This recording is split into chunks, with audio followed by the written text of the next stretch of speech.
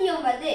4 வெள்ளிக்கிழமைகள் மாத்திரமுள்ள ஓர் April மாதத்தில் அந்நான்கு வெள்ளிக்கிழமைகளினதும் தேதிகளின் கூட்டுத்தொகை 54 ஆகும். அம்மாதத்தின் 1ஆம் தேதியும் 30ஆம் தேதியும் அமையும் கிழமைகள் எவை? இதுல ஏப்ரல் மாதம் அந்த 30 நாட்கள் இருக்கு. அதுல 4 வெள்ளிக்கிழமைகள் இருக்குன்னு சொல்லியிருக்காங்க. அதோட கூட்டுத்தொகையாம் 54 இருக்கணுமா. இப்ப நாங்க இதுல முதலாவது வெள்ளிய எக்ஸ் எடுக்க போறோம். அடுத்தது 2x, அடுத்தது 3x, அடுத்தது 4x.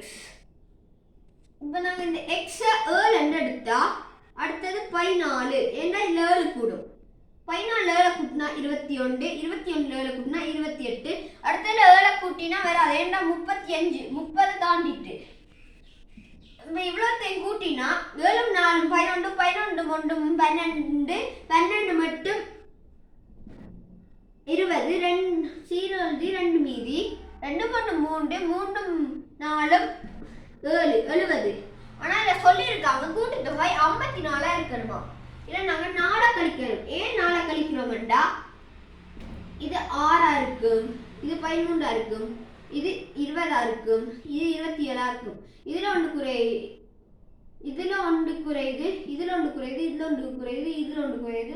1 3 2 2 3 3 3 4 4 குறையுது. 4 குறைஞ்சா 66.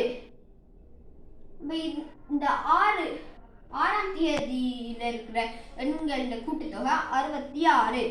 அடுத்தது 5 பார்க்கறதுக்கு இல்லை 4 கழிக்கணும். கழிச்சா 62. அப்ப 5ஆம் தேதியில வர எண்களோட கூட்டுத்தொகை 62.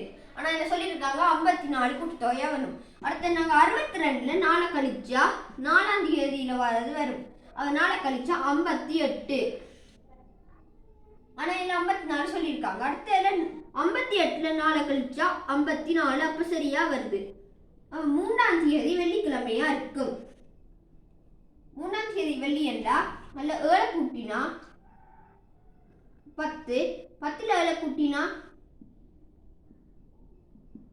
17, 17ல 7 கூட்டினா 24, 24 7 கூட்ட முடியாது. ஏனென்றா அதுல 30 நாட்கள் இருக்குன்னு நாங்க ஏற்கனவே கண்டுட்டோம். இது வெள்ளிக்கிழமை இந்த கூட்டுத்தொகையை கண்டா 54 சரியா வரும். இல்ல கேட்டிருக்க கேள்வி 1ஆம் தேதியும் 30ஆம் தேதியும். இது 3ஆம் தேதி வெள்ளி என்றா 2ஆம் தேதி வியாழன், 1ஆம் தேதி புதன். அப்ப 1ஆம் தேதி புதன்கிழமை. அடுத்த 30ஆம் தேதி இந்த 2 வாரத்துக்குள்ள வருது. அப்ப வியாழன்.